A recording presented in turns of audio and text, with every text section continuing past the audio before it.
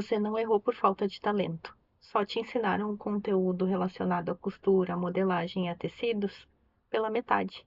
E aí fica difícil que você acerte em todas as peças se você não sabe metade do que deveria saber. Nessa live eu vou te falar vários tópicos que são extremamente importantes para que você tenha um pouquinho mais de segurança no seu dia a dia a respeito das coisas que você está fazendo. Quando você costura uma peça, tem muitos segredinhos por trás dela e hoje eu vou falar sobre isso. Eu vou pegar alguns livros de modelagem e vou mostrar também para o pessoal que faz modelagem. Vocês estão me ouvindo bem hoje, gente? Porque ontem a gente teve um pequeno problema técnico, tá? Então, se vocês estão me ouvindo, me contem aí. E aí eu vou mostrar alguns livros, vou falar um pouco sobre isso e vou mostrar alguns tecidos também, tá? Então, vamos começar esclarecendo como que a maioria das pessoas aprende a costurar ou a fazer roupas, enfim. Normalmente as pessoas vão pegar um molde pronto, ou então elas vão aprender por meio dos livros. Eu amo os livros, gente, eles são maravilhosos para a gente aprender diversas coisas. Hoje eu estava procurando para live alguns livros de modelagem, me deparei com o meu primeiro livro. Eu comprei um outro desse, que tá muito bonitinho, e esse aqui tá todo acabado, porque é um livro de 15 anos atrás, né, gente? Eu aprendi a costurar em 2010, então faz bastante tempo, mas não achei. Comprei para usar nas lives, e aí não achei a versão nova, só achei a versão antiga. Esse aqui era o livro que eles utilizavam na minha faculdade. Ele é um livro técnico, um livro difícil. Eu lembro que dos 30 alunos que estavam aprendendo modelagem, uns dois é que entendiam alguma coisa do que estava sendo passado, e o resto ficava super na dúvida, porque a linguagem dele é um pouquinho mais difícil.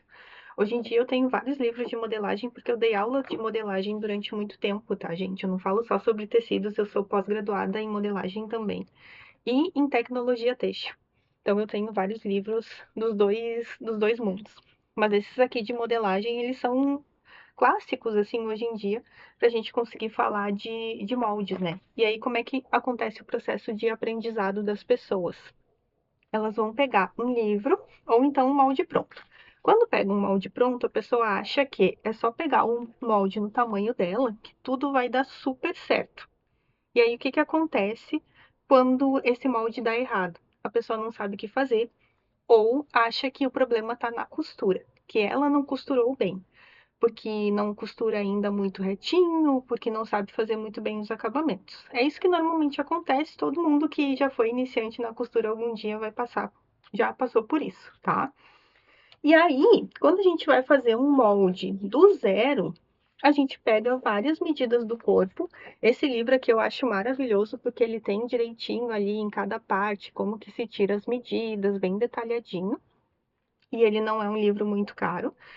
E aí, quando a gente traça essas medidas no papel, isso passa a ilusão, aqui um molde de uma saia, isso passa a ilusão de que as pessoas estão realmente desenhando um corpo real no papel, porque as medidas foram tiradas. Só que tem uma coisinha ali, um segredinho, que não é muito falado nesse mundo da modelagem e da costura, mas que é essencial que todo mundo saiba. Esse tipo de desenho, ele é um desenho em duas dimensões. Ele não é um desenho em três dimensões. E o nosso corpo, ele é em três dimensões. Então, esse desenho, ele vai pegar medidas principais e ele vai tentar reproduzir o que seria o nosso corpo. Ele vai pegar medidas de cintura, de quadril, e ele vai pegar medidas de alturas também, que são importantes, mas ele não vai conseguir dizer se aquele bumbum é mais arredondado ou se aquele bumbum é um pouquinho mais achatado. Ele não vai conseguir precisar exatamente o quanto de volume tem naquele peito. Ele não vai conseguir dizer se o peito é mais para cima, um pouquinho mais para baixo.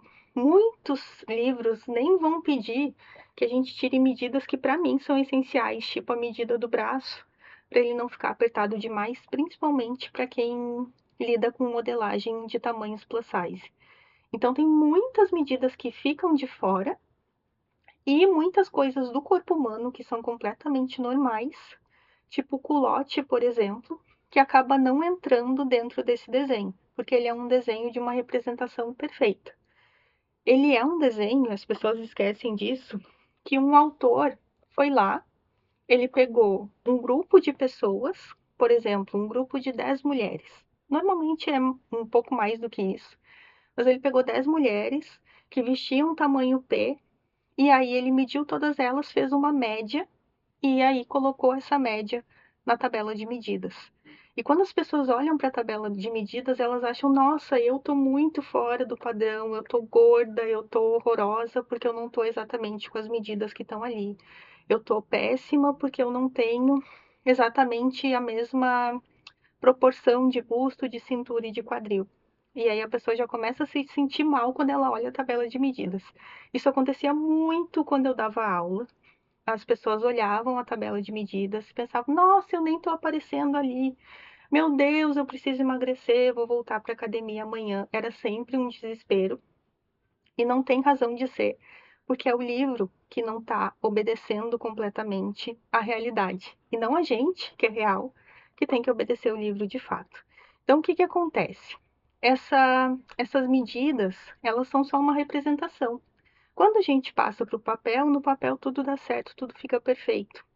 Mas tem detalhezinhos do nosso corpo que às vezes não dá para a gente medir, porque é um volume extra, um volume aqui, por exemplo, um volume nas costas, uma parte das costas que é um pouquinho mais corcunda. Todo mundo tem um nível ou outro, tá? Esse tipo de coisinha acontece porque o nosso corpo, ele é real. Não tem como ele ser um corpo de boneca que é super retinho em todas as partes. E aí, quando a gente tenta fazer esse molde que está perfeitinho e transfere para o corpo real, a gente percebe que algumas coisas não ficam bem ajustadas. Então, às vezes, a gente pegou um molde, ou fez ele através do livro, ou pegou um molde pronto que foi outra pessoa que fez através de um livro, muito provavelmente. E aí esse molde, ele fica bom no busto, mas ele fica esquisito no quadril, ele fica desconfortável. Ele fica ruim no gancho, que também pode ser chamado de cavalo, de gavião, não sei como é que vocês chamam na região de vocês. Então ele pode ficar esquisitinho, pode ficar enrugado, pode sobrar uma cava, pode ficar apertada demais. E aí a pessoa fica presa naquela ideia de, meu Deus, mas eu botei todas as medidas corretas, como é que isso não está me servindo? E aí a pessoa volta para o molde, confere todas as medidas, volta para a costura, desmancha todas as costuras, fica desesperada tentando achar onde está o erro, faz alguma gambiarra, emenda tecido, desmancha acabamento, tenta de novo e acaba perdendo muito tempo nesse tipo de coisa.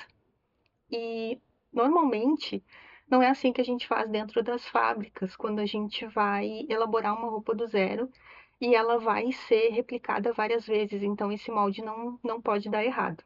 Quando eu aprendi a costurar dentro da faculdade, eu tinha essa ideia de que eu tinha que fazer a modelagem a partir de um livro ou pegar um molde pronto e automaticamente essa roupa daria certo se ela fosse do meu tamanho.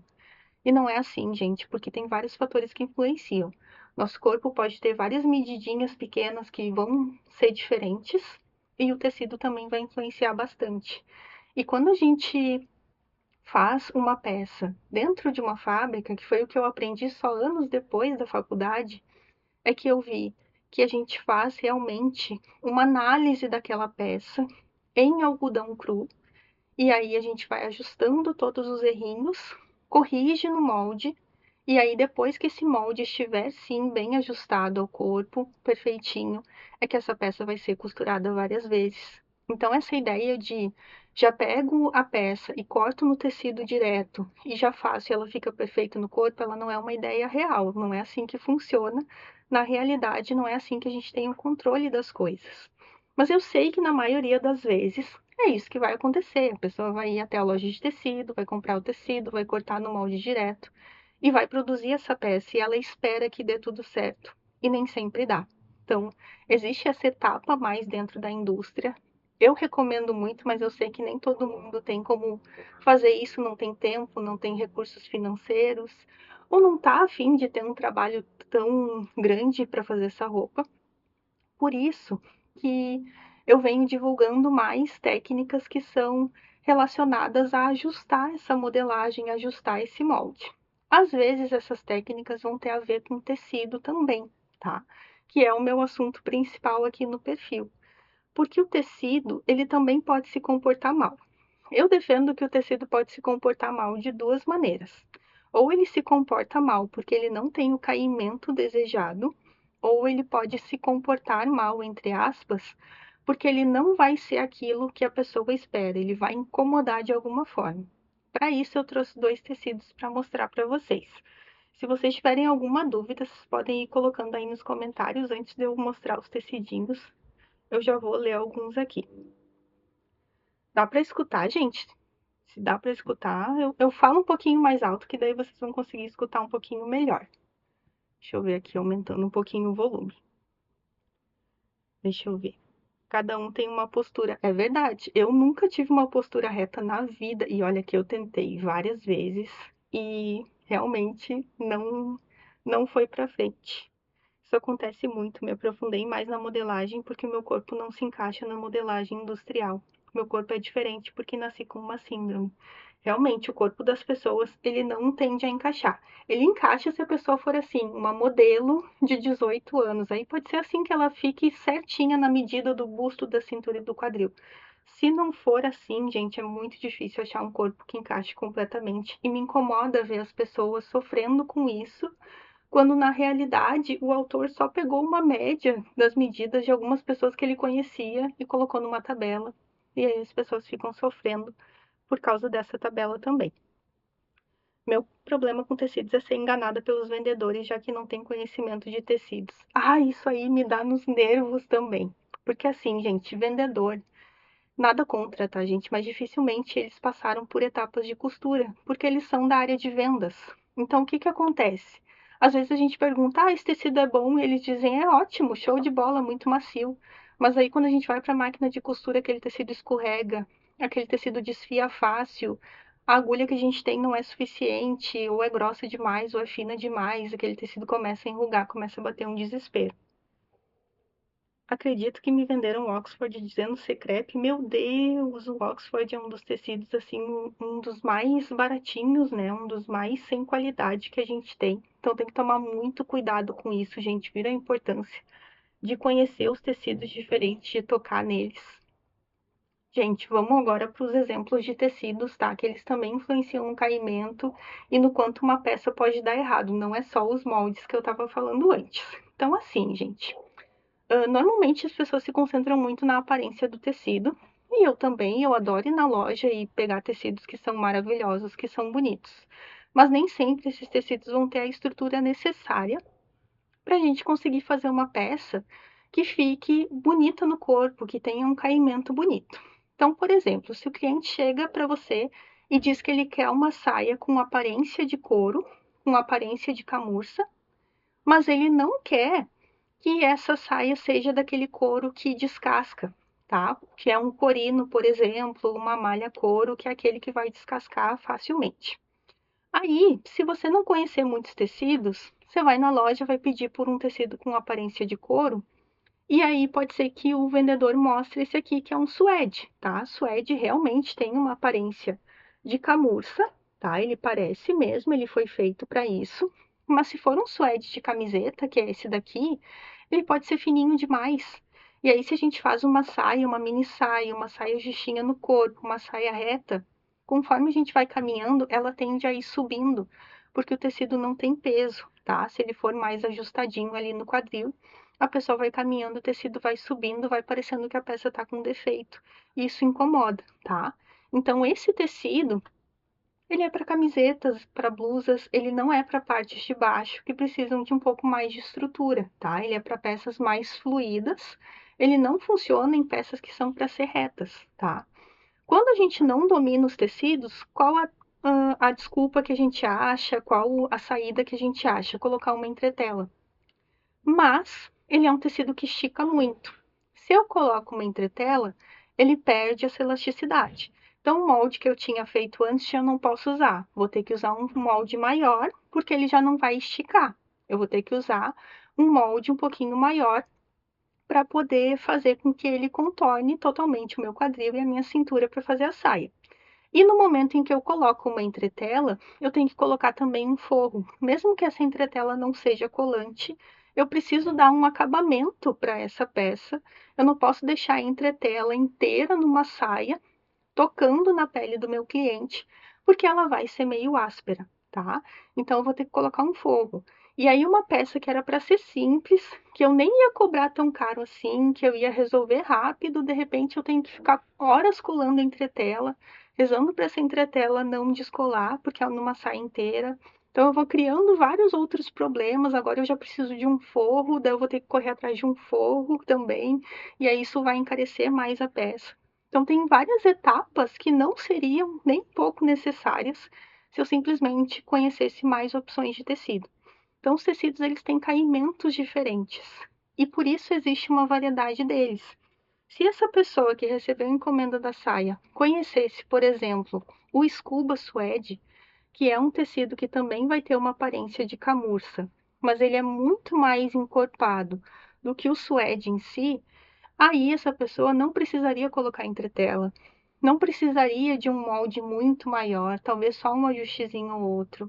Não precisaria pensar em forro para essa saia, porque ele já é um tecido muito mais encorpado.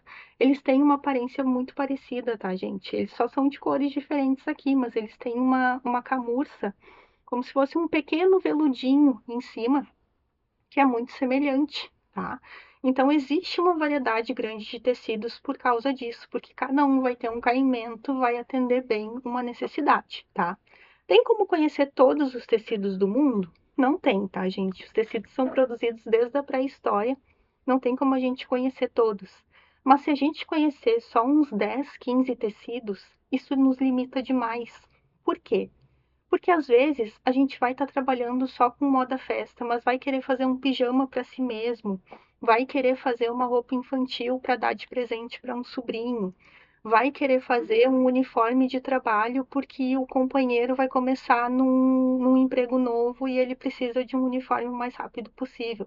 Então a gente precisa ter um repertório maior de tecidos, mesmo que a gente não trabalhe diretamente atendendo várias pessoas diferentes e fazendo vários tipos de peças diferentes, tá?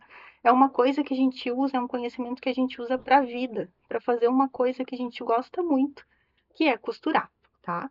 Vou mostrar outro exemplo aqui do quanto o caimento dos tecidos pode ser diferente e as escolhas também podem afetar demais, tá?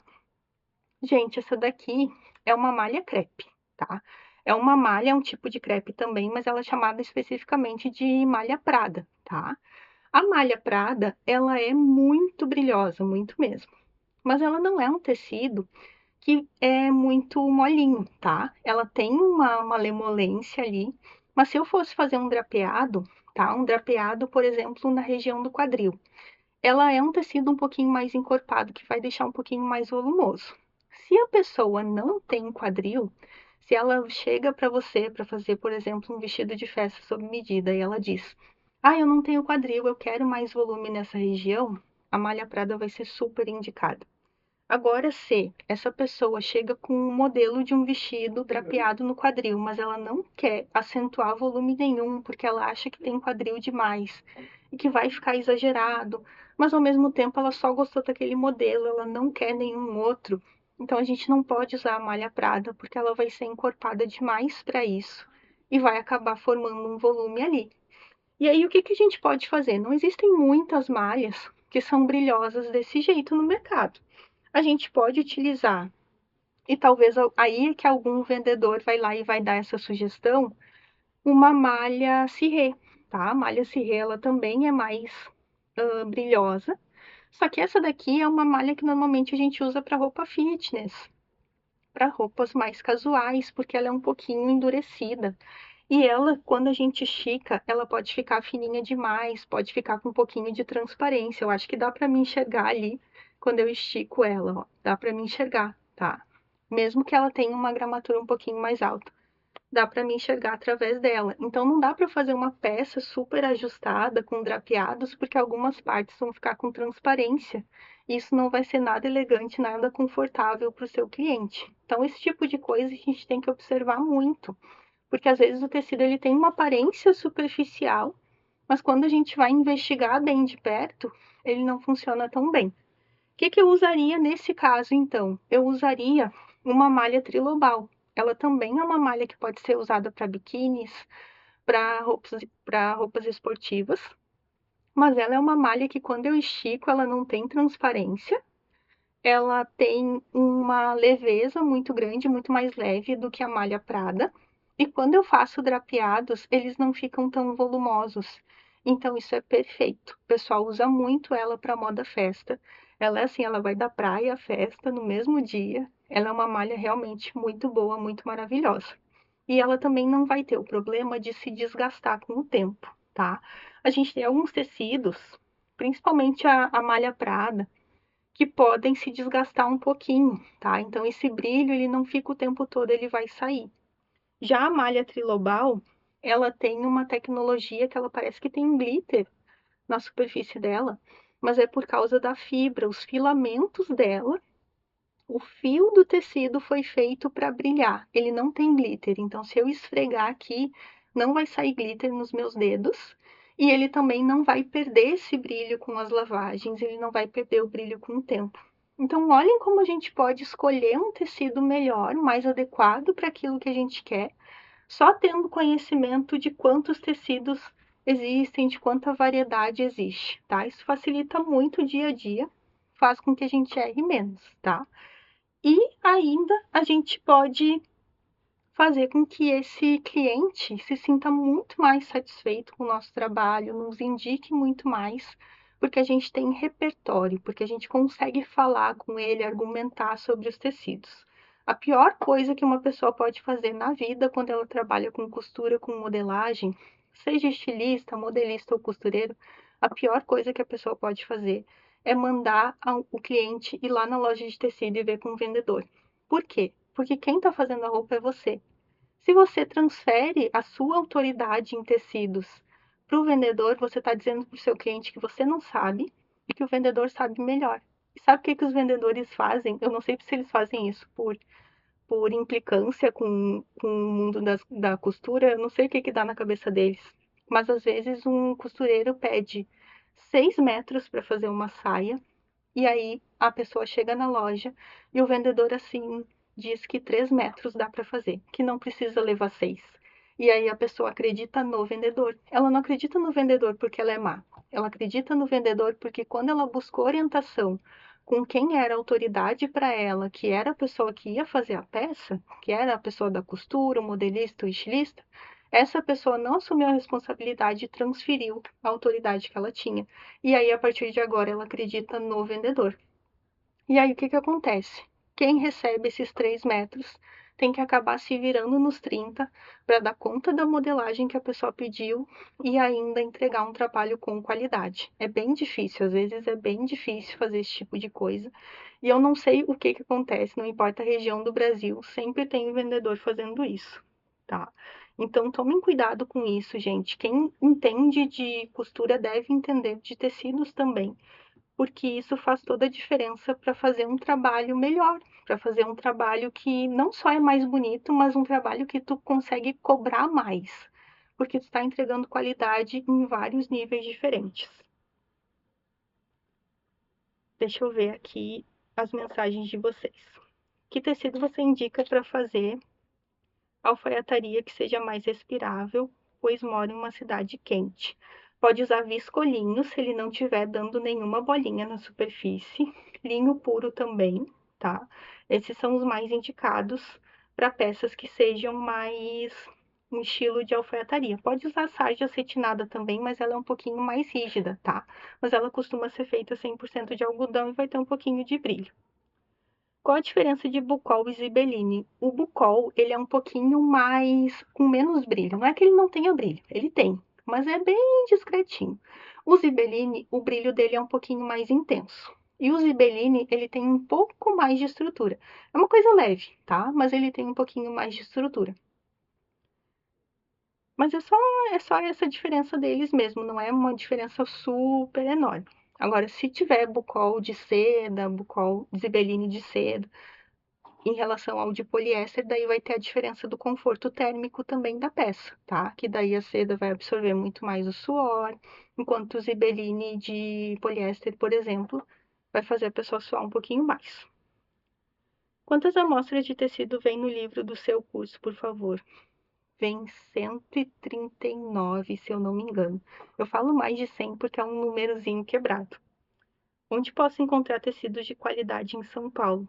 Eu sou do Rio Grande do Sul, mas tem lojas de São Paulo que eu confio muito, que é a Focus Store, né, que é parceira aqui do canal, mas também tem a de Palma Tecidos, que eu acho maravilhoso o atendimento deles e acho os preços muito bons e os tecidos de bastante qualidade também, tá? Esses que eu consigo indicar na região de São Paulo. Gente, então assim, ó, costurar não é só costurar. Quem dera fosse só montar um molde, montar uma manga, montar ali as coisas e já sair com a peça perfeita. Infelizmente, não é assim que funciona. Quando a gente aprende a fazer modelagem, isso normalmente não é citado para nós, né? Normalmente a gente tem a ideia de que vai montar a peça e já vai sair com vários looks novos e vai descobrindo ao longo do caminho que o buraco é mais embaixo, que tem mais coisas que a gente precisa descobrir ali. E em relação aos tecidos, normalmente eles também não são abordados em aulas de modelagem de costura. Não é que eles não sejam abordados nunca, claro que os professores indicam alguns tecidos, falam que algodão é melhor, que dá para a pessoa comprar uma viscose, dá para ela comprar uma sarja, esses tecidos mais básicos, mas o conhecimento mais aprofundado muitas vezes fica só no nível das fibras. Só, ai, que tecido que eu uso que é melhor no verão. Ah, eu uso um algodão.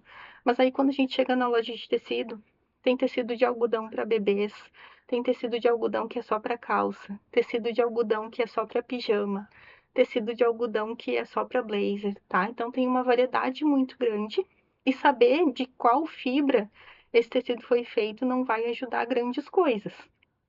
Vai ajudar só na hora do conforto térmico. Se eu moro num lugar que faz um calor de 40 graus, aí realmente fica difícil se eu investir muito meu dinheiro em tecidos que sejam muito sintéticos. Agora, para mim, por exemplo, eu moro aqui no Rio Grande do Sul, eu não posso usar só algodão, porque o algodão não vai segurar o calor suficiente, eu vou morrer de frio, porque eu sou uma pessoa que fica com frio o tempo inteiro. Então, a gente tem que manejar esse conhecimento das fibras e não olhar para elas só com um olhar de julgamento, de algodão é super bom e poliéster é super ruim. Algodão, por exemplo, ele pode poluir muito a natureza, ele polui cidades inteiras que têm plantações de algodão por causa do uso excessivo de agrotóxicos. Então, não tem como a gente olhar com um olhar de julgamento e pensar que só porque é natural não vai trazer malefício nenhum, não é assim. O que a gente precisa fazer é trabalhar de uma maneira um pouco mais consciente. Ao invés de comprar 10 tecidos ruins que eu vou jogar fora e não vou aproveitar nenhum, melhor eu investir em um tecido que seja melhor, que eu vá conseguir fazer uma peça mais cara, que eu vá conseguir agradar um pouquinho mais o meu cliente, que ele veja valor, que ele veja que eu não estou utilizando um tecido péssimo para tentar fazer uma roupa ali que ela vai ter um preço mais justo, vai condizer com aquele tecido. Clientes reparam muito nos tecidos, né? Eles conseguem ver se é um tecido de guarda-chuva ou se é um tecido bom mesmo, que vai ter um toque legal. E isso faz com que eles valorizem bastante a peça. Qual tecido para calça jogger, para educação física? Pode usar, deixa eu ver. Tem um tecido que é o nome dele é Dry Aero, tá? Procura por malha aero, que ela já vai aparecer, que ela é um pouquinho mais molinha, tá? Então tu vai conseguir utilizar para fazer educação física. Esses dias eu vi até uma calça na Renner que era com esse tecido justamente para esse fim, tá? Então pode procurar por ele. Realmente minha situação, calor de 40 graus, eu compro muito pelo tato, ao invés dos olhos. O tato ele pode nos enganar, esse é o problema. Quando a gente vai olhar os tecidos, não tem assim um tecido que tu vai tocar e vai parecer que tu tá tocando em espinhos, né? Em geral, eles vão ter um toque bom ali. Às vezes a gente confia demais e esquece de observar outras coisas. Por exemplo, os tecidos estão vindo com muitas bolinhas, né, na superfície. Se o tecido já tá vindo com uma bolinha na loja, ele não vai melhorar, tá, gente? Ele não vai ficar careca das bolinhas. A situação dele só vai assim piorar. Então, cuidem isso. Às vezes vocês tocam demais e acabam esquecendo de observar a superfície. A superfície do tecido diz muita coisa. Bolinhas é só uma coisa que ela pode nos dizer. Gente, vocês têm alguma perguntinha a mais? Podem ir colocando aí se vocês tiverem, tá? Então, assim, gente, tecido influencia no resultado, influencia no quanto a pessoa gosta da peça, no quanto visualmente ela tá interessante ou não, e influencia também no quanto essa modelagem vai ficar bonitinha no corpo. Tem tecidos que eles não têm muita estabilidade, que a trama deles vai se abrindo, que eles vão desfiando demais e se descontrolando. Isso também pode atrapalhar, tá? Principalmente quando a gente percebe que a roupa não tá ali muito bonitinha no corpo, que ela tá meio esquisitinha, que tem uma ruguinha a mais, que tem alguma coisa ali nos incomodando. Eu percebia muito isso nas peças que eu fazia lá no início da minha carreira, e aí, por causa disso, eu me sentia incomodada, parecia assim que eu não conseguia cobrar mais por aquela peça, parecia que eu não conseguia subir meus preços, que eu tinha que ser a costureira baratíssima sempre, porque eu não sentia confiança. Eu achava que as peças não estavam assim ficando muito com caimento bonito no corpo. Eu olhava para elas e pensava assim, ai, tem alguma coisa de errado ali, mas eu não consigo identificar o quê. Porque quando eu fui ensinada, era sempre esse processo. Pega o molde, corta no tecido, vai dar tudo certo. E depois eu olhava e não dava tudo certo. Mesmo que eu gostasse do tecido, ainda assim, algumas vezes a peça ficava esquisitinha, estranha. E eu não sabia identificar o porquê. Eu só comecei a identificar depois que eu fui trabalhar dentro da indústria. E aí eu trabalhei por um tempo porque eu queria conseguir experiência para me tornar professora e fui professora depois. E aí, quando eu me tornei professora, ficava muito difícil eu ensinar só o basiquinho. Eu queria falar sobre essas outras coisas que são muito mais interessantes no dia a dia de quem está costurando.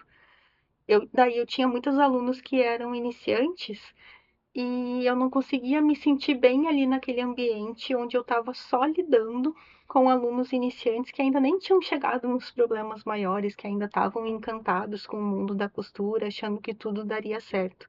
Por isso que eu abri a minha empresa e a gente veio aqui para a internet lá em 2022. Então, se vocês estão me conhecendo agora, alguns de vocês eu já estou aqui há muito tempo, quando tudo isso aqui era mato.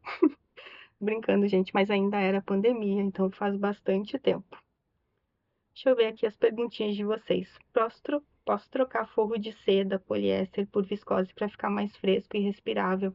Já fiz isso, só quero opinião.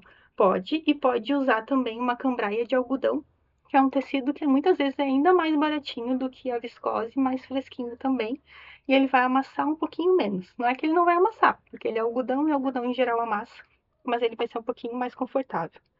Tem algum tecido armado como linho, mas mais acessível? Tem o linhão, tá? O linhão, ele vai ficar um pouquinho mais armado do que o linho e ele vai ser bem mais barato, vai ser um quinto do preço do linho, tá? Gente, eu queria convidar vocês para o mini curso que eu vou começar a dar no dia 28 de julho, tá? Ele vai ser gratuito.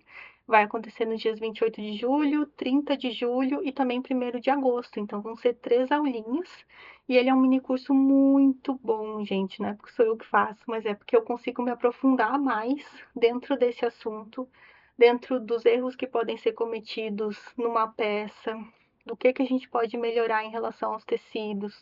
Eu mostro uma variedade maior de tecidos também, falo mais sobre o caimento deles. Muitas vezes aqui nos vídeos que eu produzo para o Instagram, são vídeos menores, né? Porque senão, se a gente colocar um vídeo gigante, o Instagram não distribui para ninguém. Então, dentro dos mini cursos que eu monto, eu consigo mostrar com detalhes muito maiores, tá? Eu consigo me aprofundar muito mais no assunto. E acho que vale muito a pena para quem deseja fazer peças cada vez mais bonitas, ter um olhar diferente. Não é um mini curso onde eu vou ensinar um método de modelagem do zero, tá, gente? Ele é para quem já costura. Tudo bem se a pessoa usa moldes prontos, tá? Ou se ela faz moldes do zero, não tem problema. Mas eu ensino a fazer alguns ajustes, eu falo sobre tecidos e ensino a fazer alguns ajustes também para deixar a peça um pouco mais bonita no corpo, mais valorizada, assim, para que as pessoas olhem ela e perguntem assim: nossa, foi você que fez, que maravilhoso. Ah, eu quero uma peça também, porque a pessoa saca, a pessoa consegue olhar e identificar que essa peça ficou bonita de verdade. Então ela não vai fazer um elogio assim que não é sincero e sair e nunca encomendar nada, ela realmente vai ter muito mais vontade de fazer uma peça com você, tá? Então, por causa disso que eu montei o mini curso. O link tá ali na bio, vocês já podem se inscrever, daqui a pouco eu vou colocar o link nos stories também. E a inscrição é gratuita, tá, gente? É tudo gratuito. É para conseguir mostrar o meu trabalho, para conseguir falar mais sobre esse assunto, porque eu acho que faltam pessoas na internet falando sobre a realidade de quando a gente tá ali na frente de uma peça e tá vendo que ela não tá legal, tá? A gente vê muitos depoimentos de sucesso na internet, de pessoas que fizeram as peças e elas deram super certo. E eu imagino que não deva ser nada fácil para quem está atrás da tela e já ficou frustrado naquele dia porque não consegue achar, não consegue identificar o que está acontecendo de errado na peça que acabou de fazer. Gente, eu vou encerrando a live de hoje, tá? Se vocês tiverem alguma perguntinha, podem ir colocando aí ou podem deixar um comentário na live depois que eu respondo também. Eu vou deixar ela postada, tá? Para que vocês possam acessar ela depois, tá? Então, muito obrigada por assistirem até aqui, gente. Vocês foram muito participativos. Amei estar com vocês. E eu volto amanhã com mais live, tá bom? Então tá, pessoal. Até mais. Se vocês tiverem alguma pergunta, é só deixar aí depois, quando eu deixar a live postada para vocês. Tchau, tchau.